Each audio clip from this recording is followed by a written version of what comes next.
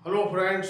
हमारा आज का टॉपिक है इंडियन हिस्ट्री के अंतर्गत गुप्तकालीन शासन व्यवस्था।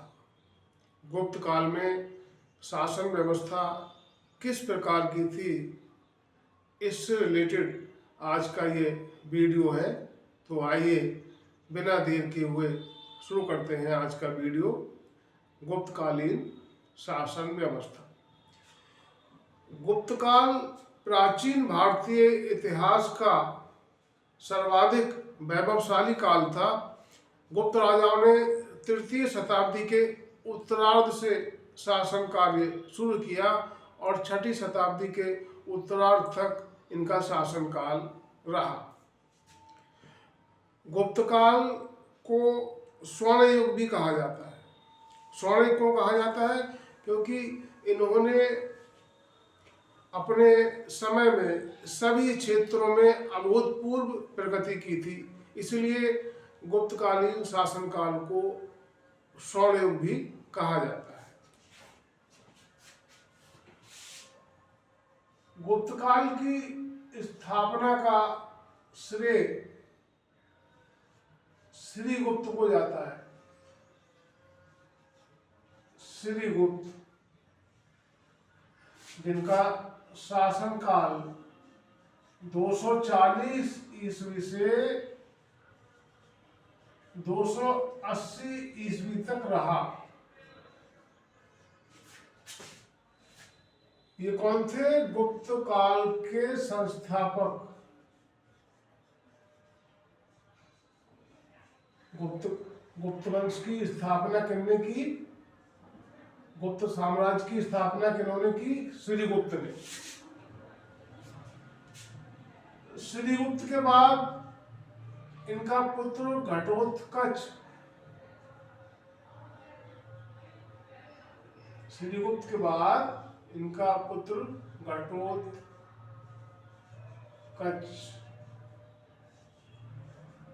सम्राट बना और यह 280 ईस्वी से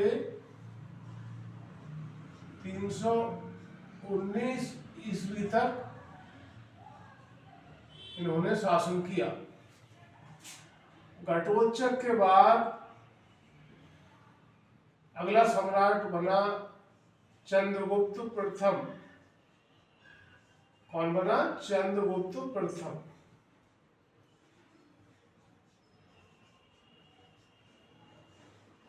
इनका शासनकाल रहा 319 ईस्वी से 335 ईस्वी तक। इनका शासनकाल रहा 319 से 335 ईस्वी तक चंद्रगुप्त प्रथम का।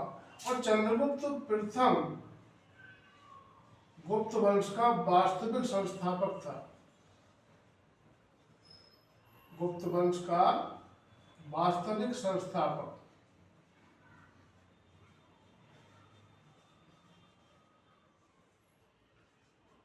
गुप्त वंश का वास्तविक संस्थापक कौन था? चंद्रगुप्त प्रथम। क्योंकि चंद्रगुप्त प्रथम के समय से ही गुप्त वंश अपने चरम पर पहुंचना प्रारंभ हुआ। इसके अलावा गुप्त वंश के जो और प्रमुख सम्राट थे, उनमें सम्राट समुद्रगुप्त,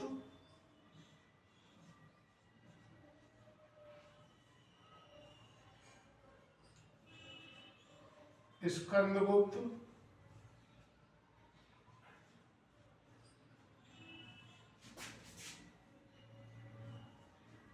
चंद्रगुप्त विक्रमादित्य,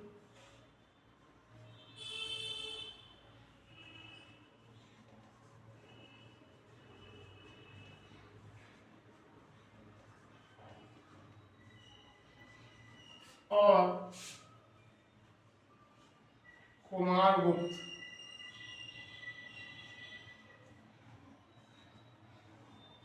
एटसेट्रा। समुद्रगुप्त, स्कंदगुप्त, चंद्रगुप्त विक्रमादित्य और कुमारगुप्त व अन्य, ये कौन से? गुप्त काल के या गुप्त वंश के अन्य प्रतापी सम्राट थे। इन राजाओं के शासनकाल में भारतीय संस्कृति के प्रत्येक क्षेत्र में अभूतपूर्व प्रगति हुई। इसलिए इस काल को संस्कृति का स्वर्ण युग भी कहा गया है। इतिहास का स्वर्ण युग कहा गया है किसको? गुप्त काल को। अब हम देखते हैं इनके समय में शासन व्यवस्था किस प्रकार की थी।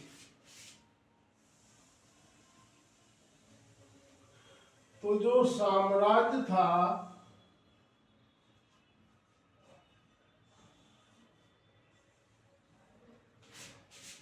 साम्राज्य कैसा था? राजतंत्रात्मक।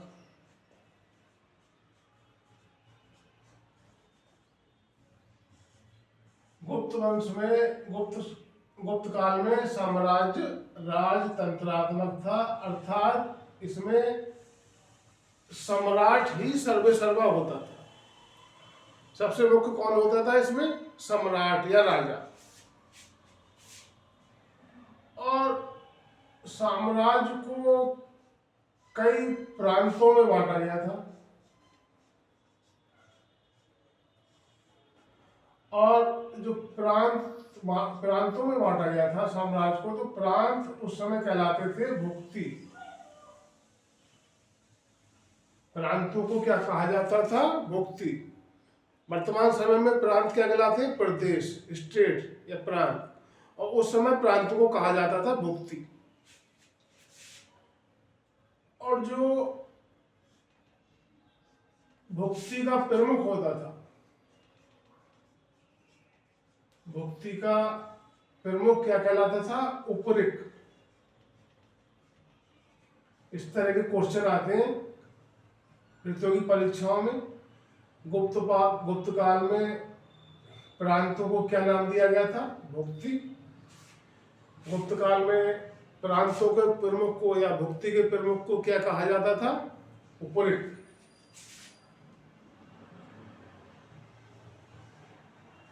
इसके बाद भुक्ति को डिवाइड किया गया था या प्रांतों को डिवाइड किया गया था जिले में, जिला। और जिला को उस समय कहा जाता था विषय।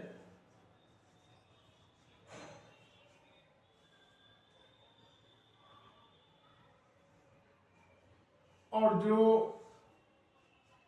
जिले का या विषय का प्रमुख होता था,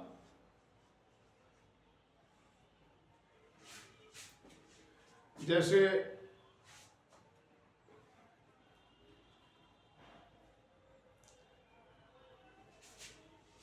भुक्ति का प्रमुख हो गया, उपरिक कहला रहा है, ठीक इसी प्रकार से जिले का भी प्रमुख होता था। वो क्या कहलाता था? विषयपति।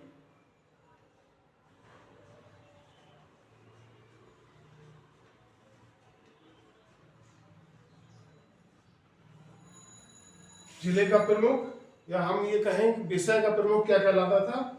विषयपति। अब विषय को भी बांटा गया था किसमें? ग्राम में।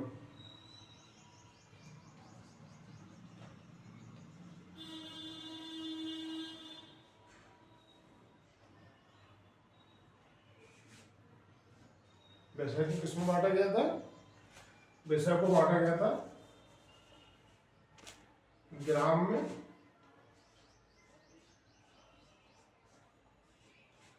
और ग्राम क्या था? शासन की सबसे छोटी इकाई। शासन की सबसे छोटी इकाई होती थी कौन? ग्राम।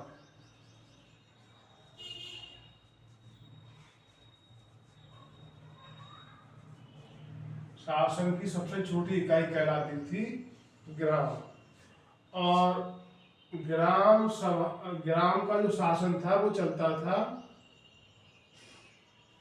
ग्राम का शासन कैसे चलता था? ग्राम सभा के द्वारा। ग्राम सभा के द्वारा ग्राम का शासन चलता था।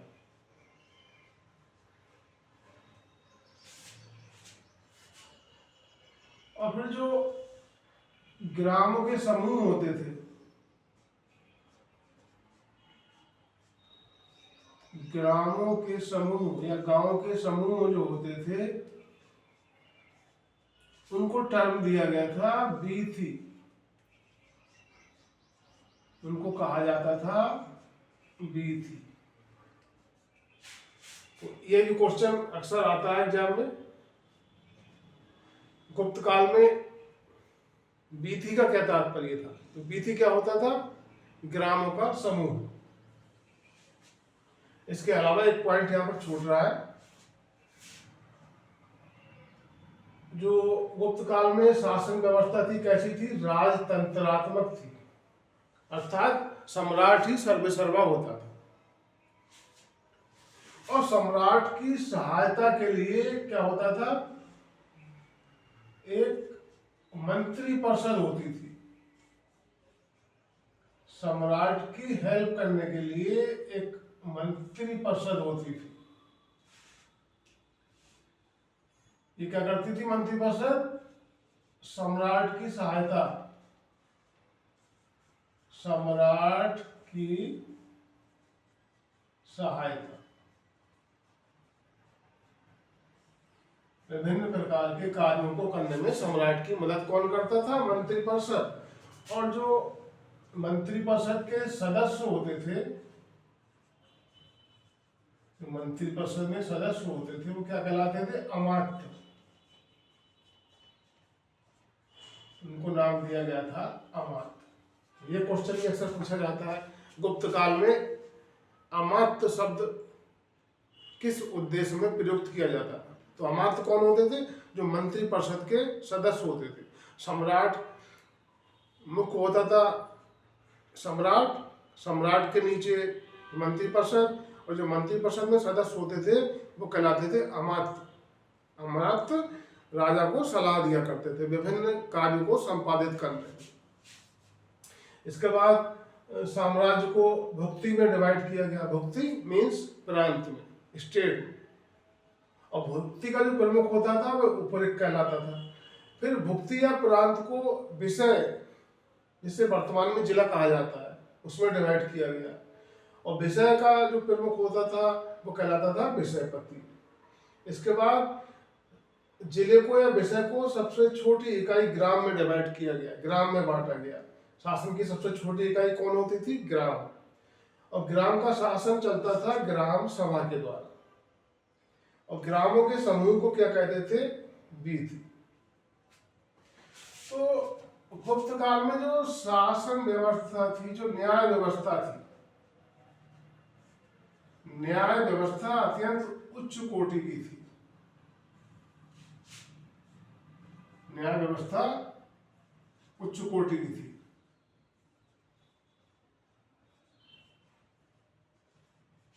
इसमें सम्राट ही प्रधान न्यायाधीश होता था। सम्राट मुख्य न्यायाधीश होता था।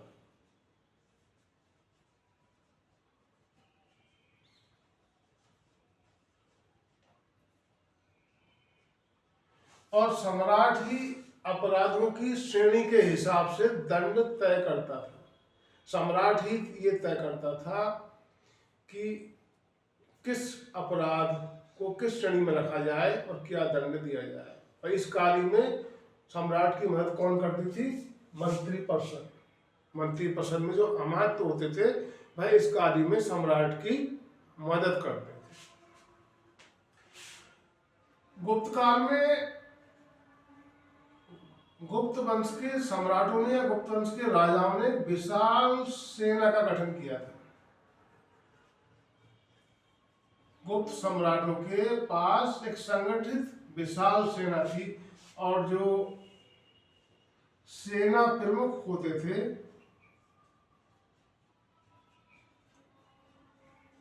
जो सेना का प्रमुख होता था, वह कहलाता था महाबलाधिकृत।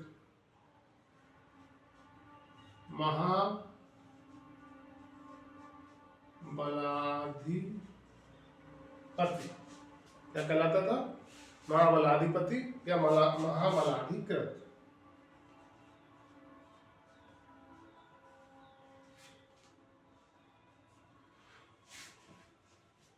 गुप्त वंश के बाद में जो राजा हुए उनके जो सेना प्रमुख होते थे वो क्या कहलाते थे? सेनापति।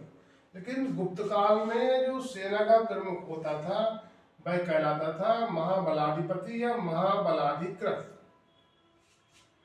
तो ये था हमारा आज का टॉपिक, गुप्तकालीन शासन व्यवस्था। इसमें हमने समझा कि गुप्त वंश के संस्थापक कौन थे? श्रीगुप्त। और वास्तविक संस्थापक किसे कहा जाता है? चंद्रगुप्त प्रथम को। इसके अलावा समुद्रगुप्त, स्कंदगुप्त, चंद्रगुप्त विक्रमादित्य और कुमारगुप्त इसके अन्य प्रमुख सम्राट हुए इस वंश के। यहाँ पर न्याय व्यवस्था उच्च कोटि की थी और सम्राट ही मुख्य न्यायाधीश होता था। इनके पास विशाल एवं संगठित सेना होती थी और सेना प्रमुख को महाबलाधिकृत कहा जाता था। इनका साम्राज्य राजतंत्रात्मक था। इसकी सहायता के लिए मंत्रिपरिषद होती थी। साम्राज्य राजतंत्रात्मक था और सम्राट जिसका मुखिया होता था और इसकी सहायता के लिए मंत्रिपरिषद होती थी और मंत्रिपरिषद के सदस्यों को कहा जाता था अमात्य। साम्राज्य को डिवाइड किया जाता था प्रांतों में और जो प्रांत कहलाते थे भुक्ति, और जो भुक्ति का प्रमुख होता था वह कहलाता था उपरि। इसके बाद भुक्ति को डिवाइड किया गया विषय में। विषय क्या? जो वर्तमान में जिले हैं, तो जिलों को विषय कहा जाता था और विषय का जो प्रमुख होता था वह कहलाता था विषयपति। इसके बाद जिले या विषय को सबसे छोटी इकाई, शासन की सबसे छोटी इकाई ग्राम में बांटा गया और ग्राम का जो शासन व्यवस्था थी वह ग्राम सभा के द्वारा चलती थी और जो ग्रामों का समूह होता था वह कहलाता था वीथी। तो आशा करते हैं कि हमारा आज का ये वीडियो आपको काफ़ी उपयोगी लगा होगा। विशेष तौर पर वो बच्चे, वो स्टूडेंट जो प्रतियोगी परीक्षाओं की तैयारी कर रहे हैं उनके लिए ये वीडियो काफ़ी यूजफुल होगा। तो यदि हमारा वीडियो आपको पसंद आया हो तो वीडियो को लाइक व शेयर करें और ऐसे ही नए नए वीडियो देखने के लिए हमारे चैनल को सब्सक्राइब करना ना भूलें। धन्यवाद।